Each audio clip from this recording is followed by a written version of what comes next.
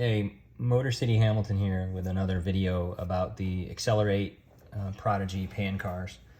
And today I wanted to show how I set droop on the Excelerate cars. Let's start with the front. I think most of you know how to do the front anyways, or you may have your own methods, but it's quick, so I'll just show you what I do. So I tend to just look at, again, measuring where I normally do on the car, right? I check my ride height, where I'm at. I'm like 5'2", and then what you do is lift the front of the car to the top of the suspension and remeasure, right? So I'm 0.2, I'm 0.6 there. So subtract those two numbers and I have 0.8. That's typically where I run the car. I like it to have aggressive steering. Front droop, the more droop that you run in the front, the more front grip, front steering you're gonna have, but also the more risk of traction roll. So if I get to a situation where there's a lot of risk of traction roll, I'll take some out. Now, I prefer to actually shim underneath the steering block. So between these two pieces underneath the steering block, I prefer to take it back apart and put shims in there to reduce my droop. Some guys like to move the whole plate with ride height. They would screw these down further and then adjust their ride height back up by putting shims under the plate. I just prefer to keep all that weight as low as I can and do the shims in between the steering block and the suspension plate. Now for the rear, I like to use this gauge that's from that, actually I won it at a race once, and then, so these are pretty cool. It's from Genesis RC Raceway. It's a pan car droop gauge. They're about 15 bucks, and really genius way to work here. Now this is, I'll show you how I actually measure. I just want to show you for the camera what this does, but then I'll actually do the measurement laying on the board like I normally do. But this flat part sits against the battery tray, and this back stepped part is what allows you to measure the droop, right? And there's numbers on here from 0 all the way up to 5.0, and they're in 0.5 millimeter increments. So it really is sliding this across the chassis until it touches in the back. And so I do this down the center of the car, and then I'll come back and I'll look at each side and make sure that each side is good. Because you have to realize on the Prodigy, where we're measuring and we're laying it on this plate, the battery tray doesn't move with the rest of the rear pod, right? The rear pod can move separately. So I like to actually try to keep that as flat as possible. And I like to lay the rear tires right down on the plate. So that way everything is sort of pushed up so I can actually see the droop. It's an easy way to hold the car. And I'll take my droop gauge and I'll hold it at the front, because otherwise it gets all tippy, but hold it at the front and down the middle of the car, and I'll slide the gauge back until it touches one of the things. And so I'm at 1 degree right now. I can also use this because I'm looking at it side to side to make sure I'm pretty flat here, and I can check each side and go, yeah, these things are really close to the same. I also find that once you work with it for a while, you can sort of look down the car like this and get a pretty good idea of what's going on with droop, and you start to get used to, yeah, it's about 1, right? Because how much is showing from the chassis versus how much you can see of the battery tray or the pivot plate. So let's go ahead and adjust. The screws that change droop are these front screws on the pivot plate. And I find these don't take a lot of movement. So let's go from 1 to 0.5 degree.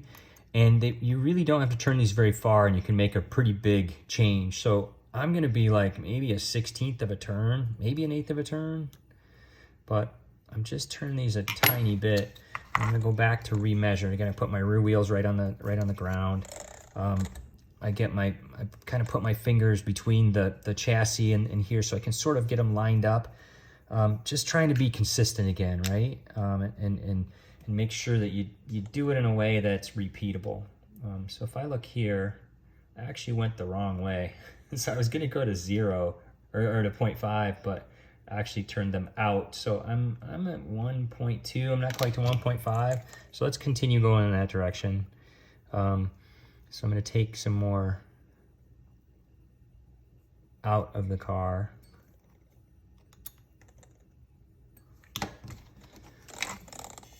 I definitely have more droop. I can see it in the difference between the pivot plate and the rear of the car. Get my gauge again. So that little tiny turn, I'm actually now almost to 2, right? So I've actually gone a little too far.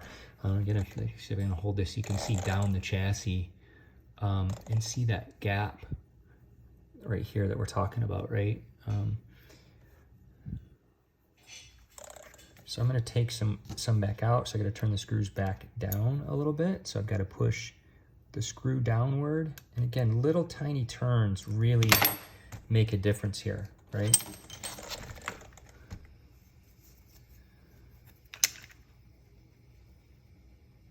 So I'm back to 1.5. So just so you can see it in the camera, you know, this gauge will touch in the back step at 1.5. So I want to check my side to side again, being really careful again to make sure that I've got the pivots lined up the best I can. And all the way across the car, I'm pretty good. I'm actually a little bit high on this side, a little bit low, sorry. So I need to take a little bit of a screw out of this one. And again, a little tiny increment will probably do it, right?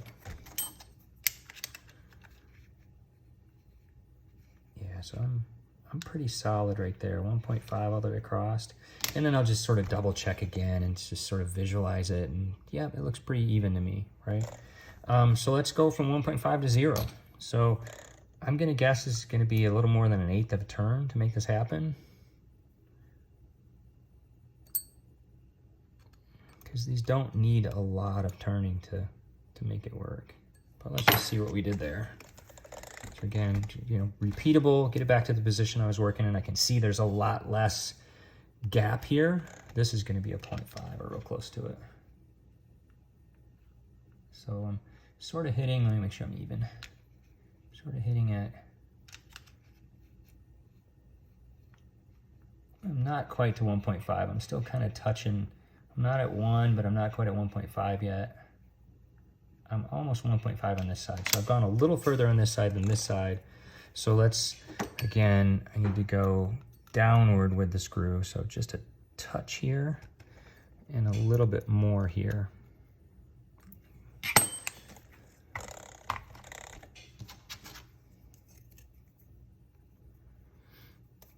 I find you hold the gauge closer to the front, it works better, it doesn't tip on you as much. Yeah, that's perfect. So I'm at 0.5, and if I kind of keep it straight, am I there all the way across? I'm really close all the way across. So that's how I set them. I tend to run between 1 and 1.5 on the GTR, unless again the traction comes way up, because more rear droop will tend to give you more steering in 2 areas. One, going into the corner, because when you lift, all this weight can shift forward more quickly. If you have low droop, it's gonna keep more weight on the rear, and it's not gonna let the car dig in as hard up front and traction roll. And then the other place it seems to help is on power, because when you get on power with this sort of an axle, it's different than with a touring car that has, you know, like a touring car or a rear-wheel car that has H-arms here. What happens with those is when you get on the gas, since the pivot point is in between the two, the whole car tends to squat. So the whole rear tends to squat, and it's very different in this case. So in that case, you get on power, you have more rear grip. With a pan car, since we sort of have this fulcrum point that runs up to the front here, when you get on power, it actually has to, all of that torque goes right into those pivot points and lifts first, right?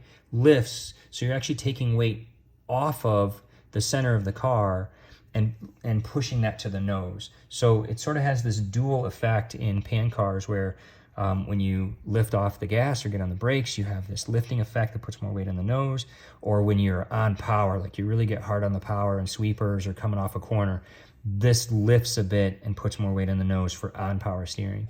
So if you're traction rolling at entry, take some rear droop out. If you are, or a front droop as well.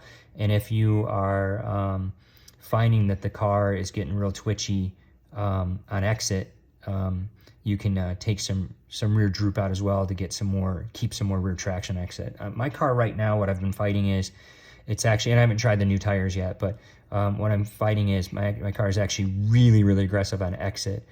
So I've been taking more and more droop out. Again, I've been 1 millimeter to 1.5, and I really am starting to play with now 0.5 to 1 millimeter.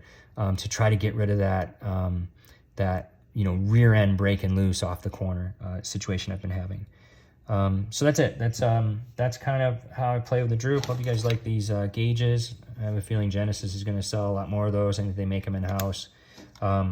So it's very cool. So any questions, feel free to ask. Happy to theorize about how these things work. Thank you.